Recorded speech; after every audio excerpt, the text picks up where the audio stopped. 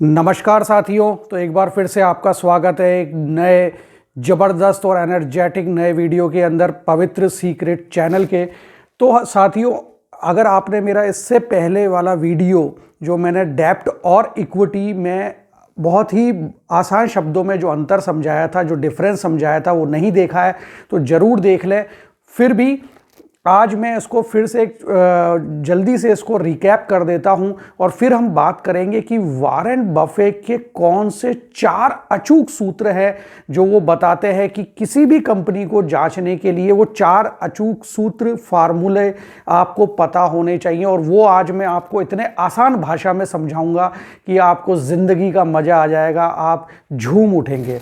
तो साथियों, क्विकली हम चलते हैं। अच्छा, ये टॉपिक पे मैं क्यों डिस्कस कर रहा हूँ? इस टॉपिक पे मैं इसलिए डिस्कस कर रहा हूँ साथियों कि मेरे से बार बार लोग पूछते हैं कि सर, जैसे कैरियर में भी कई जो स्टूडेंट हैं जिन्होंने ग्रेजुएशन कर लिए, मास्टर डिग्री कर लिया, वो किसी कंपनी को ज्वाइन कर रहे हैं, तो वो पूछते हैं कि सर हमको बताइए कि हम जो है कैसे पता करें ये कंपनी हम ज्वाइन करने लायक है या नहीं है। तो मैं उनको भी यही 4 सूत्र बताता हूं कि भैया ये 4 सूत्र कंपनी के चेक कर लो, फार्मूले चेक कर लो। अगर ये 4 फार्मूले कंपनी में मिल रहे हैं तो कंपनी बढ़िया है, और अगर नहीं मिल रहे हैं तो कंपनी की स्थिति, जितनी ये फार्मूले में लैगिंग है उतनी कंपनी की स्थिति खराब है। अगर आप शेयर्स में भी इन्वेस्ट करते हैं तो भी आप इन चारों मैजिक फार्मूलों का यूज़ करके ज़बरदस्त मुनाफा कमा सकते हैं। साथियों, मेरे जो भी वीडियोस होते हैं वो प्रैक्टिकल लाइफ बेस्ड होते हैं। कोई भी जो है उनमें फैंटेसी या कोई भी उनमें जो है ऊपरी बातें नहीं होती है। धरातल ही वीडियोस में बनाता हूं। और मेरे, अगर आपने वीडियोस देखे होंगे कैरियर ओरिएंटेड, फाइनेंस ओरिएंटेड, और जो डिफरेंट जो सीक्रेट्स बने हुए हैं लाइफ के, उनको मैं यूं करके सुलझा देता हूं। तो साथियों, आइए चलते हैं, इसको समझते हैं कि जो सबसे पहले क्विकली हम देख लेते हैं कि वॉरेन बफेट के 4 अचूक सूत्र समझने से पहले कि सपोज करिए मैं बियर बार में बैठा हूं, मैंने मेरे दोस्त को बोला है कि भाई मुझे मेरा टी शर्ट और जीन्स का जो है एक शॉप डालनी है, लेकिन मेरे जेब में सिर्फ 250 रुपए हैं। मेरे जेब में सिर्फ 250 रुपए हैं। मेरा चड्डी बड्डी फ्रेंड है, उसने कहा कोई बात नहीं मित्र, तेरे पास 250 रुपए है, मेरे से 750 रुपए ले लेना, क्योंकि मैं बियर बार में बैठा हूं और एक बियर जो है वो पी चुका है। तो 250 रुपीज़ एंड 750 रुपीज़, तो ये जो 250 रुपए मैंने मेरे जेब से लगा रहा हूं मेरे ही बिजनेस में, वो कहलाएगी इक्विटी। जो 250 रुपए मेरे जेब से मैं खुद लगा रहा हूं वो कहलाएगी इक्विटी। जो 750 रुपए मेरा दोस्त मुझे उधार दे रहा है, कि आपके केस में वो एक बैंक हो सकता है, आपके केस में कोई फाइनेंशियल इंस्टीट्यूशन हो सकते हैं जो आपको उधार दे रहे हैं, मेरे केस में मेरा दोस्त है। मेरा दोस्त मुझको 750 रुपए उधार दे रहा है, तो वो हो जाएगा साथियों डेब्ट। तो कंपनी का जो रेवेन्यू है, सपोज करिए मैंने एक अच्छी सी जगह पे शॉप खोल ली और मैंने टी शर्ट बेचे, जीन्स बेची, और साल भर के अंदर मुझे 200 रुपए का मुनाफा हुआ। ये मैंने एक सांकेतिक फिगर लिए हैं, सिंबॉलिक फिगर्स लिए हैं, आपको इजीली समझ में आ जाए। तो अगर कंपनी का रेवेन्यू 200 रुपए, रेवेन्यू का मतलब मैं आपको क्लियर बता दूं, इसके अंदर, इस मुनाफे के अंदर खर्चा भी शामिल है। जैसे आपने दुकान भाड़े पर ली उसका खर्चा, जैसे आपने सेल्समैन को रखा उसका खर्चा, आप टी शर्ट के लिए या जीन्स के लिए ऑटो रिक्शा करके आए और फिर आपने ऑटो रिक्शा करके भेजा, उसका खर्चा, तो ये सब उस मुनाफे में शामिल है। तो ये 200 रुपए मेरा मुनाफा है। नीचे एक्सपेंसेस मान लीजिए मैंने 80 रुपए मैंने एक्सपेंसेस आया, तो 200 जो, और 200 ये जो मेरा रेवेन्यू आया है, इसमें से अगर मैं एक्सपेंसेस घटाऊंगा यानी 80 रुपए, तो मेरा आएगा 120 रुपए। इसको साथियों फाइनेंस की भाषा में कहते हैं ऑपरेटिंग प्रॉफिट, और इसी को EBIT कहते हैं, इबीटा। इसमें ए अभी नहीं काम में लेते हैं, आप कंफ्यूज हो जाएंगे, एमोटाइजेशन को थोड़ा बाद में लेते हैं। Earning before interest and tax, यानी इस पैसे पर अभी भी इंटरेस्ट कुछ है तो देना बाकी है, कुछ टैक्स लगेगा, जैसे CGST लगेगा, SGST लगेगा, सेंट्रल GST या स्टेट GST, तो वो अभी लगना बाकी है मेरे साथियों। तो वो लग गया मान लीजिए 20 रुपए। तो अब आप उसको कहते हैं साथियों 20 रुपए जब मैं माइनस कर दूंगा, मेरा टैक्स लग गया, मेरा इंटरेस्ट लग गया, उसके बाद जो बचेगा वो बचेगा मेरा नेट प्रॉफिट। अब नेट प्रॉफिट जो है मेरा कितना रुपए आया साथियों? 100 रुपए। अब 100 रुपए मेरा नेट प्रॉफिट आया। आपको क्लियर हो गया है? नहीं हो गया है? एक बार और बता देता हूं। 250 रुपए मेरी दुकान में जेब से लगा है इक्विटी, 750 रुपए मैंने मेरे दोस्त से उधार लिए डेब्ट, कंपनी रेवेन्यू मतलब मेरे को मुनाफा कितना हुआ 200 रुपए साल का, खर्चा कितना हुआ 80 रुपए, मुनाफे में से खर्चा हटा दिया, आया operating profit EBIT EBIT. Net profit कितना हुआ 100 रुपए। क्यों? क्योंकि मैंने ऑपरेटिंग प्रॉफिट में से इंटरेस्ट माइनस कर दिया और टैक्सेस को माइनस कर दिया, नेट प्रॉफिट आ गया 100 रुपए। नाउ इक्विटी 250, जिसको शेयर होल्डर इक्विटी भी कहते हैं। डेप्ट और टोटल लायबिलिटी, डेप्ट और टोटल लायबिलिटी मतलब मैंने उधार कितना लिया 750 रुपए। टोटल एसेट, मेरे पास अगर कुछ रिजर्व में रखा है क्या? अगर मेरे पास रिजर्व में रखा होता तो मेरे दोस्त से उधार क्यों मांगता? नहीं है मेरे पास रिजर्व एंड सरप्लस। तो टोटल एसेट क्या होता है? रिजर्व एंड सरप्लस, यानी मेरे पास रिजर्व कितना पैसा रखा हुआ है, प्लस इक्विटी कितनी है मैंने कितना पैसा लगाया 250, प्लस डेप्ट कितना लगाया 750। रिजर्व सरप्लस मेरे पास है क्या? जब मैंने दुकान खोली नहीं है, रिजर्व सरप्लस क्या हो गया 0। तो टोटल वैल्यू क्या आ गई? टोटल एसेट कितना हो गया 1000 रुपए। टोटल एसेट में इक्विटी भी प्लस लायबिलिटी यानी डेप्ट भी आएगा। टोटल एसेट का मतलब है, उससे मतलब नहीं है कि आपने उधार लेके कंपनी में लगाया या शॉप पे लगाया। टोटल एसेट में जितना भी पैसा आपने धंधे में लगाया, बिजनेस में लगाया, वो टोटल एसेट है। यानी आपने खुद की जेब से लगाया 250 और प्लस आपने 750 रुपए उधार लेके लगाया, तो टोटल एसेट हो गया 1000 रुपए। अब वारेन बफे के 4 अचूक सूत्र जिनका इस्तेमाल करके आप बनेंगे करोड़पति। मेरा दावा है अगर ये वीडियो आपको एक बार में समझ में ना आए, मुझे भी पहले नहीं आती थी ये टर्मिनोलॉजी, मैंने इन टर्मिनोलॉजी को बार बार पढ़ा, बार बार मैंने वीडियोस देखे, अब मुझे बहुत ही अच्छे से समझ में आती है और बहुत ही अच्छे से मैं इनको यूज भी कर रहा हूं और अच्छा खासा मैं मुनाफा भी कमा पा रहा हूं। Then return on equity, return 4 अचूक सूत्रों में पहला अचूक सूत्र कहते हैं कि किसी भी कंपनी को जांचने के लिए आप रिटर्न ऑन इक्विटी देखिए उस कंपनी की कैसी है। तो रिटर्न ऑन इक्विटी क्या होता है? शब्द पे जाइए, रिटर्न ऑन इक्विटी। इक्विटी मेरा क्या था जो मैंने खुद की जेब से लगाया 250 रुपए अपॉन, अच्छा रिटर्न ऑन इक्विटी कैसे निकालूंगा? मेरे को प्रॉफिट कितना हुआ, नेट प्रॉफिट मेरा कितना है और मैंने मेरी जेब से कितना लगाया, उसका रेशियो हो जाता है रिटर्न ऑफ इक्विटी। आपको क्या मेरी बात समझ में आ गई है? नेट प्रॉफिट कितना था? सब कुछ टैक्स और इंटरेस्ट और टैक्स देने के बाद में 100 रुपए। तो 100 रुपए मेरा net profit. Share holder equity, मैंने मेरी जेब से इक्विटी कितनी लगाई थी, उधार वाला नहीं, इक्विटी कितनी लगाई थी? मैंने लगाया था 250 रुपए इंटू 100, परसेंटेज में निकालना है, तो ये हो गया 40%।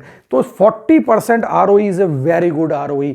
ROE ये शो करता है कि बंदे ने या कंपनी ने अपने जो पैसे लगाए थे उसको मुनाफे में कितना बदल दिया, that is called the ROE। ROA second अचूक सूत्र है, ROA सेकेंड अचूक सूत्र है रिटर्न ऑन एसेट। तो एसेट कितना था साथियों? एसेट याद करिए क्या था? एसेट था आपका रिजर्व सरप्लस, मेरे पास में कुछ पड़ा है क्या रिजर्व में, बैंक में, ये लॉकर में कुछ पड़ा है क्या पैसा, चलो, प्लस इक्विटी मैंने मेरी जेब से कितनी लगाई, प्लस उधार कितना लिया था, तो मैंने मेरी जेब से लगाए थे 250 रुपये, मेरे दोस्त से उधार लिया था 750 रुपये, रिजर्व कुछ है नहीं, तो मेरे पास टोटल एसेट कितना हो गया 1000 रुपये। तो रिटर्न ऑन एसेट का मतलब क्या है? अब वही नेट प्रॉफिट कितना हुआ? इंटरेस्ट और टैक्स देने के बाद 100 रुपए, तो 100 रुपए अपॉन टोटल एसेट कितना था मेरे पास में 1000 रुपए। तो मेरा ROA कितना हो गया 100/1000 इंटू 100, परसेंटेज में निकालना है तो 10%। तो रिटर्न ऑन एसेट जो है पहले साल में 10%, वो एक अच्छा रिटर्न ऑन एसेट माना जाएगा। अब नाउ तीसरा अचूक सूत्र कंपनी को चुनने के लिए और कंपनी में निवेश करने के लिए या जांचने के लिए कि कंपनी में मुझे नौकरी करनी चाहिए, क्या ये कंपनी नौकरी लायक है, क्या ये कंपनी शानदार है, क्या इसमें निवेश करना चाहिए, इस कंपनी की हेल्थ कैसी है, इसकी स्थिति कैसी है, सब कुछ उसके लिए तीसरा अचूक सूत्र जो वारेन बफे जी बताते हैं वो कहते हैं कि कंपनी का ROCE जांच लीजिए, रिटर्न ऑन कैपिटल एम्प्लॉयड जांच लीजिए। रिटर्न ऑन कैपिटल एम्प्लॉयड क्या होता है? ध्यान दीजिए, इबिट यानी इंटरेस्ट और टैक्स से पहले प्रॉफिट कितना था, एक्सपेंसेस घटाने के बाद में, खर्चे घटाने के बाद में, तो मुझे मुनाफा जो हुआ था, रेवेन्यू हुआ था 200 रुपये, मेरा खर्चा था 80 रुपये, 200 माइनस 80 यानी 120 रुपये था मेरा इबिट। तो 120 नेट इनकम यानी 120 रुपए, सॉरी नेट इनकम जो है, इबिट जो है मेरा 120 रुपए, और upon equity plus liability, capital मैंने कितना लगाया था, तो मेरा कैपिटल क्या है, कैपिटल मेरा है जो इक्विटी मैंने लगाया खुद की जेब से 250 रुपए, और जो मैंने उधार लिए 750 रुपए, तो मैंने 1000 रुपए लगाए, तो मेरा इबिट था 120 रुपया, अपॉन आ गया 1000 रुपए, तो मेरा रिटर्न ऑन कैपिटल एम्प्लॉयड यानी कितना मैंने कैपिटल लगाया था, मैंने उधार लिया मेरे खुद की जेब से लगाया, बहुत बढ़िया बात है, लेकिन मैंने टोटल कैपिटल कितना लगाया, 1000 रुपए, और मेरा इबिट कितना आया था, यानी कि इंटरेस्ट और टैक्स से जस्ट पहले का जो मेरा प्रॉफिट था वो कितना आया था, वो आया था साथियों 120 रुपए, तो 120 बटा 1000 इक्वल टू 12%, तो 12% पहले साल में एक ठीक ठाक आरओसी यानी एक अच्छा आरओसी माना जाएगा। जहां बैंकें जो है आपको ध्यान ही है इस समय पर जो है 7% तक का ब्याज दे रही हैं, 6.5 से 7% का ब्याज दे रही हैं, लेकिन मेरा रिटर्न ऑन कैपिटल एम्प्लॉयड कितना निकल के आ रहा है, 12%, तो यानी मैंने एक ठीक ठाक मुनाफा कमाया है शर्ट और जीन्स की शॉप खोलकर। चौथा जो है वो अचूक सूत्र क्या होता है साथियों, वॉरेन बफेट कहते हैं कि किसी भी कंपनी का डेब्ट टू इक्विटी रेशियो देख लीजिए।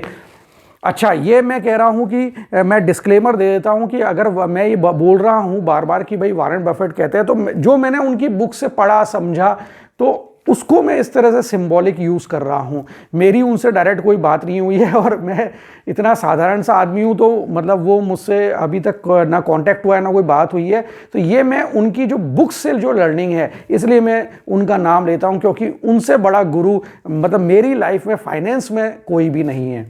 तो डेब्ट टू इक्विटी रेशियो जो है वो जो है चौथा पॉइंट होता है साथियों। किसी भी कंपनी की फाइनेंशियल स्थिति अगर आपको जांचनी है, उसकी कैसी फाइनेंशियल हेल्थ है जांचनी है, तो जो चौथा पॉइंट है वो है डेब्ट to equity ratio.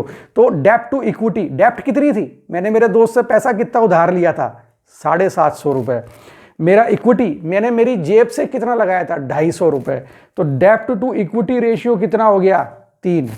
Now must, क्या ये 3 डेब्ट टू इक्विटी रेशियो अच्छा है? अब आप कहेंगे सर मुझे कैसे पता चलेगा कि ये 3 तो आ गया, लेकिन कैसे पता चलेगा कि ये अच्छा है या ये गलत है? तो साथियों उसका मैं आपको एक जेनेरिक रूल बताता हूं, फंडामेंटल रूल्स बता देता हूं कि डेब्ट टू इक्विटी रेशियो जब भी 0.5 से कम होता है किसी भी ऑर्गेनाइजेशन का, तो वो एक शानदार डेब्ट टू इक्विटी रेशियो माना जाता है। इससे ऊपर जितना बढ़ता जाता है तो वो अच्छा नहीं माना जाता। क्यों? क्योंकि आपने इतना उधारी ले रखी है और आपने खुद की जेब से कम लगा रखा है, तो आप जो है बहुत सारा पैसा तो ब्याज चुकाने में ही आपका जाएगा। तो साथियों डेब्ट टू इक्विटी रेशियो जो है यहाँ के केस में, मेरे केस में 750 रुपये मैंने मेरे दोस्त से उधार लिया, इक्विटी था 250 रुपये, तो मेरा जो है 3 जो है वो मेरा डेब्ट टू इक्विटी रेशियो 3 आया, जो विच इज़ नॉट गुड। तो मुझे क्या करना पड़ेगा, मुझे डेब्ट घटानी पड़ेगी, डेब्ट घटानी पड़ेगी साथियों। तो मुझे जब जैसे जैसे प्रॉफिट होता जाएगा मैं मेरे दोस्त को पैसा देता जाऊंगा, मैं जैसे जैसे मुझे प्रॉफिट होता जाएगा मेरे दोस्त को पैसा देता जाऊंगा, तो मेरी डेब्ट कम होती जाएगी। तो फिर जैसे जैसे मेरी डेब्ट कम होती जाएगी मेरा डेब्ट टू इक्विटी रेशियो इंप्रूव होता जाएगा, और बाकी तीनों जो टर्म्स है, जो return on equity, return on asset, return on capital employed, ये तो मेरे फेवर में है ही सही। जैसे जैसे मैं उधारी चुकाता जाऊंगा मेरा ये टर्म जो 4th फार्मूला है वो भी इंप्रूव होता जाएगा, और एक दिन मेरी शॉप बहुत अच्छे से प्रॉफिट में आ जाएगी। साथियों मेरा आपसे रिक्वेस्ट है कि अगर आपने ये वीडियो आप पहली बार देख रहे हैं, आपको कुछ क्लैरिटी हुई होगी, कुछ नहीं हुई होगी, एक बार में फाइनेंशियल टर्म्स की क्लैरिटी नहीं होती है। अगर आपको हो रही है, आप बहुत शार्प है, मैं आपको सैल्यूट करता हूं, लेकिन जनरली जो लोग इन चीज़ों के टच में नहीं रहते हैं उनको इतनी जल्दी से क्लैरिटी नहीं होती है। तो आप ये वीडियो एक बार दोबारा देखिएगा, जब भी मूड अच्छा हो, जब भी मूड करे दोबारा देखिएगा। मैं आपको 100% कह रहा हूं साथियों कि ये सबसे ईजीएस्ट वे है ये टर्मिनोलॉजी समझाने का, जो कि मैंने बहुत अथक मेहनत और प्रयास से ये वीडियो के साथ द्वारा आपको शेयर किया है। मैं Nishan Chaudhary, human resource professional experience, industrial experience 18 year, अगले ऐसे ही और भी ज़बरदस्त वीडियो के साथ हाजिर होऊंगा। पवित्र सीक्रेट चैनल की तरफ से गुड बाय।